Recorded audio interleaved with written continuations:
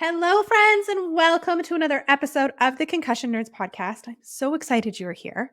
Today, we're going to talk about how we make changes in a system without addressing and specifically treating that system. And here's what I mean. I'm going to use an example from a past intensive client that we just had, two of them actually this past week, on the neck and joint position sense, right? So we get told a lot about how, and I tell on it too, we need to assess, does the person understand where their head is in space? This is joint position sense. When you look at some of the normative data, we say within that neutral point of zero, the patient should be able to accurately come back to that spot within a degree for it to be normal. And this is one of the pieces that we assess. If that's not the case and that's not happening, there's multiple reasons that this could be happening. But if the person doesn't know where their head is in space, this can absolutely be a factor to continued dizziness and to that dissociated feeling, to neck tension, to all these different factors that could be contributing to persistent symptoms. Now, I have clients who come to see me from all over the world at this point, which is exciting and humbling and honoring, but they've been on this journey for years. And when we get impactful change through our program, which is 1 week with us, commonly what gets said is, "You are magic." And I stop them every single time and say, "It's not magic," because it's not. And here's what I mean by this. I think each and every single one of us as a clinician has our own magic that we bring to what we do, right? Are you functioning or treating from a place of authenticity in yourself? Do you have amazing therapeutic rapport? And that is absolutely a piece of the magic that comes to the experience in creating change. Every single one of us have our own selves that we bring to the table. And I also believe that we can only support and hold space for people to the level that we have done our own work. So you'll hear me talk about a lot how if you want to up-level your business, if you want to exponentiate your practices, you need to do the personal work or the deep work, not just the clinical work, right? This is super important to me because as clinicians and as a human, you can only hold space for people to the level I think that you have done the work yourself. And so sometimes that ability to hold that space, which becomes then part of the therapeutic alliance, is a piece of the magic, a piece of the magic. But I always say to my clients, I am not magic. And what I do is not magic because everything that we base that treatment plan on when you're with me for a week is based on the neuroscience. Yes, we might be layering in elements of mindset. Yes, we might be layering in discussions of routines and habits, which are also formed in science. Yes, we might be helping you rewrite some narratives through how you self-talk. Yes, we might be helping you identify some pieces. But everything we're doing, particularly in building your individualized specific treatment plan, is based in science. How we might apply it or deal with the nuances becomes where a little bit of the art comes in, but it is all based in science. It is not magic. I think we say something is magic when A, we don't understand why it's happening, or it's an experience that was more than we expected or gave us this beautiful outcome, and therefore it's magic. I say things are magic all the time. But when clients say to me, "You are magic," my response is, "I'm not magic. I bring my own magic just in who I am as a being to what I'm doing. But what we do here, what we base this treatment plan on to get these objective changes that you see in a week is rooted in science. And it's rooted in a deeper understanding of the neurophysiology and how they integrates together so that our body ultimately knows where we are in space within our environment and where we are within ourselves. That's really what it comes down to. Do we understand where we are in our own bodies and our relationship with the environment? And do we understand where our body is with the external environment as well? So this is how sometimes when you have this understanding, we get changes in these systems without having to treat the system. So I'm going to take the neck proprioception example, because this happens a lot, right? So a client comes into your clinic and you do the joint position sense test. If you don't know what the joint position sense test is, I'm going to super quickly explain it. It's usually done with a laser on the head. If you're in my clinic, it's done with computer technology. But you have a laser on the head and you're looking straight ahead and you take the client's head, the client closes their eyes, they rotate their head to the right and they come back to center. And you mark if they are on the same point over or under. And then you'll do the same thing to the left and then you'll come back to center and you'll mark it. And you'll do the same thing to the right and you come back to center. We do 10 repetitions and then we take an average mean of the repetitions. And then you can also do that up and down if you want. So then we take an average number and that gives you the idea of, does my client know where their head is in space from the neutral? What many therapists then do from that point is if the head, so if they have a bigger number, so let's take my client from this past week, for example, they had negative, I'm looking at it right now, negative 6.4 degrees rotated to the left was where they on average felt that center was after they were coming back from this test. And so the go-to, at least for many physical therapists, and maybe some chiropractors who are listening to this, are, well, we're going to treat the neck because this is a neck proprioception issue. The proprioceptors don't know where we are in space, therefore we're rotated to the side. And so we need to retrain neck proprioception. And for many therapists, what that then looks like is we ultimately take that test, we put a laser on someone's head, we position them in front of a center target, and we practice going a little bit to the right and then come back to center. Open, correct or incorrect, correct it, and then we go again. And there's different variations of that specific exercise. Okay, and that is, I'm going to say, the go-to exercise for many people when they have clients with joint position sense errors in their cervical spine. My client this past week, Monday we assessed, Tuesday, Wednesday, Thursday we treated. We did a treatment session on Friday as well. Friday we reassessed. On Friday, her neck proprioception had shifted from negative 6.4 degrees to 0.9 degrees. That's huge. And not once throughout the week did we treat her neck. Not once. Now, I'm going to preface this with saying this wouldn't work for every single client. But this is where, when we do that, our multi-systems integrative assessment and treatment is how this comes into play. And this is how we need to understand how the systems speak and the roles they play in understanding where we are in space. So this person in particular, when you did her assessment, had issues very specifically with her right posterior canal, her left midbrain, and her left cerebellum, which might seem strange. However, she also had a history of 15 plus concussions in her lifetime. And it was just this last one that has really left her with persistent symptoms. So we're not just dealing with a one-time incident. We're looking at a brain that has worked very hard and done very well and been very successful in her lifetime. I'm going to just add that piece in there. But that has been creating compensations and strategies and tools to function for potentially many years, given the repeated concussion history. When we look at our different systems, so the whole purpose of doing a multi-systems approach so that you can create an integrative rehab plan is so that you can see what's working well and what's not working well, what's speaking well together and what's not speaking well together, and how is that impacting this person's perception of their own space and their relationship with their environment, right?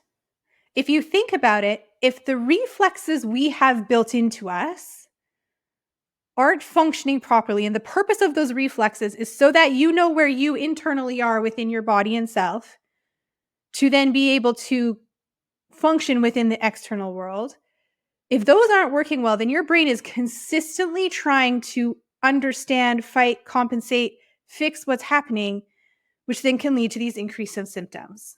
So this individual, like we said, had some significant right posterior canal vestibular issues, left midbrain issues, and right midbrain as well, left cerebellum, and she had developed a dystonia and a blepharospasm on her eye as well. She also didn't have a great perception of where vertical was in space. And in the dark, being able to actually hold eyes in a certain way were not happening. She also had primitive reflexes that were survival reflexes that were unintegrated. Whether that had been her entire life or whether that had been kind of re-shown up since she had the concussions, I'm not sure. But for so many people, and sometimes for clinicians, I've said this before, we get in our own biases, right? So for a manual therapist, we tend to really look at the neck because that's a strength for sure of what we do, right? So as a manual therapist, you might see that negative 6.4 degrees because you assessed it and you're like, oh, the neck is a driver. Dizziness is something she deals with. So the neck is a driver to dizziness. You don't know where your head is in space. We're going to do some manual therapy to release some, because there was neck tension. We're going to do some manual therapy to release some of this neck tension. We're going to do some snags, and we're going to do some joint position kind of retraining. That's a valid treatment plan if the neck's the root driver. Someone else might go and do some sensory mapping, right? Because if you don't know sensory wise, if you're not processing sensory information well, then that can affect that piece of it too. And they might say, from a sensory processing perspective, you're as well aren't able to kind of understand where the different parts of your shoulder are in the hand, which is of course going to feed into some of this dystonic positioning we're seeing. So we're going to do a sensory remapping treatment.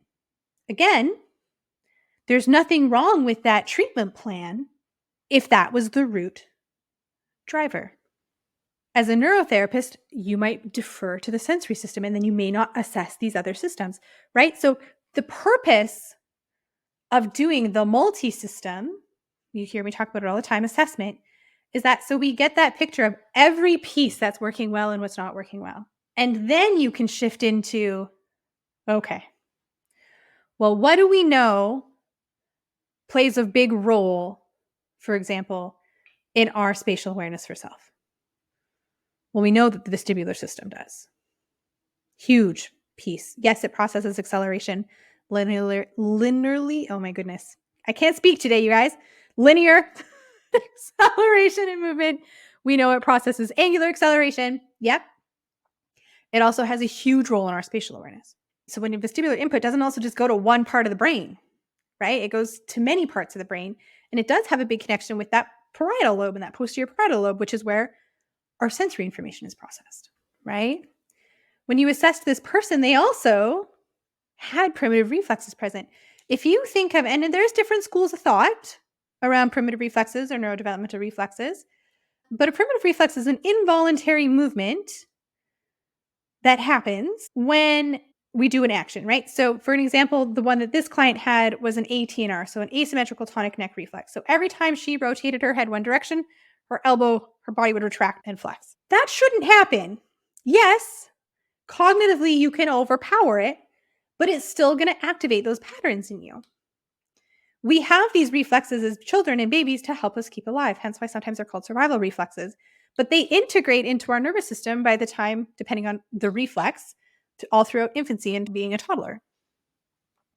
So in my school of thinking and the way I've been trained and the way I treat and the way I see success with our clients is when there's a certain hierarchy of things that show up, we need to address it. One of those things is helping to integrate these reflexes that show up. Because I could retrain and do manual release on the neck all day. But if every time someone rotates their head to the right, they get this reflex on the left side that drives tension and drives flexion, the manual therapy isn't going to undo that. So for my client, that was one piece that we did. Right? So that could absolutely help with some of the tension on the side of the neck, as opposed to the manual therapy I was doing. But when we also look at, do we know where we are in space? The vestibular system can play a huge role into that. And for this person, there was some very specific vestibular components that played into that. And so for her, the big goal for me over this week was to decrease the dystonia and the movement things in her body and the blepharospasm, which we were able to do, side note, in 2 sessions, and to begin to help reform her spatial maps of knowing where her own body was in herself. The outcome of that, of which her treatment had a vestibular component, her treatment had a little bit of movement component, very specific, trying to increase activity in some places and actually decrease activity in others. But the outcome was at the end of the week, she knew where her head was, but it wasn't because we treated the neck. So again, there's nothing wrong with these different treatment plans, right? There is nothing wrong with doing some manual therapy and doing a joint position tense treatment if that's what's indicated, particularly if the neck is showing up to be one of your root drivers. 100%. My second client I had this week, we absolutely did neck specific rehab with some of her vestibular rehab because it was indicated. Okay. But sometimes, and it's important to recognize that if we can truly find that root piece that can be driving these other factors, and sometimes it's a hypothesis that you just have to test, you're going to get change in a system without addressing a system because of the domino effect of how our systems integrate. That is the power of integrative concussion rehabilitation. That is the power of seeing a concussion clinician or being a concussion clinician. And as I say clinician, because I'm not saying physical therapist, I'm not saying chiropractor, I'm not saying AT, I'm saying a clinician who has the ability to step back to look at the big picture of all the systems with the neurophysiological understanding of how those systems talk, integrate, and work together to create this awesome change in client. This person sent me a message as they began their very long trek home and said, I feel like a new person. I had no body twitches. B, I was able to walk around the airport 3 loops with no change in my symptoms. Whereas previously, that would have kicked up some of her movement disorder stuff. And now she has some tools and better understanding of what is firing up that movement disorder stuff because our job's not done. But now she knows what she can do to help immediately calm it down when it does. This is the power. This is how you can get change, again, without addressing the system. This is how we got change and knowing where her head was in space without once treating her neck specifically. So as a therapist, I encourage you that when you're doing your assessments, you can start forming hypotheses on what can be the factor, but wait until you get through the whole dang thing to step back, to look at it from a bigger picture, to be like, oh, that's it. Because it would have been really easy for this client specifically to be like, there's neck tension on that side. She's got a decreased range of motion. She doesn't know where her head is in space by a significant amount. I need to address the cervical spine. It's a logical train of thought. And I would not think less of anybody that that's where their brain went. Except in this case, it was not the right answer for multiple reasons. But I wouldn't have known that. And I may not have got to the treatment plan that I got to without being able to step back and see how everything was working to then create the plan, to then implement, to then see change. When I get individuals that reach out to me to say, hey, Natasha, I'm feeling pretty stuck in my rehab. What do you recommend? One of the first things I ask them is, have you worked with a provider who's able to look at all your systems? Because usually if they're on Instagram and they're reaching out, they're a pretty darn educated individual. And so sometimes that turns into, what would that look like? And I say, well, your provider would have explained that a concussion can affect many different systems of the brain. And they're going to do an evaluation of each of those systems. And they might name them. If they did, it might be these ones to see what's working well, what's not working well, how things are talking nicely together. And then build a plan to help you address a root driver to then make change. And if they say, no, I haven't seen someone like that, usually I'll say, talk to your provider first. Because sometimes as clinicians, I feel like we don't do a great job at communicating what we're doing for our client. And that usually comes from a place of we don't want to overwhelm our clients. So we need to find this nice balance of how we communicate what we're doing so that they understand too. But then if they are looking for a provider, the first person I'm going to recommend them to is a provider that I know that takes this approach. So obviously I recommend them to the concussion nerds who've come through my concussion nerds program. And I have other colleagues around the world that I recommend people to as well, because I know that they take more of an integrative whole picture approach as opposed to a siloed system approach. Because unfortunately in the space of concussion, we just cannot silo anything. And the research is highlighting this for us more and more and more. So just some food for thought for the clinicians out there, and even for the individuals with concussion, especially if you're working with a clinician and you're like, my neck is an issue and they're not treating my neck. Know that they might be treating your neck indirectly, because they understand that by addressing some of the other things that they see in your assessment and your presentation, that the neck is going to domino into the effects you're hoping that they have. Until next week, my friends, I hope you have an amazing day. Take care. That's today's episode. Thank you so much for tuning in. If you liked what you heard, give us a like, give us a share, give us a tag on Instagram, and please never hesitate to reach out. We love communicating and connecting with you. Until next week, my friends, have a marvelous day.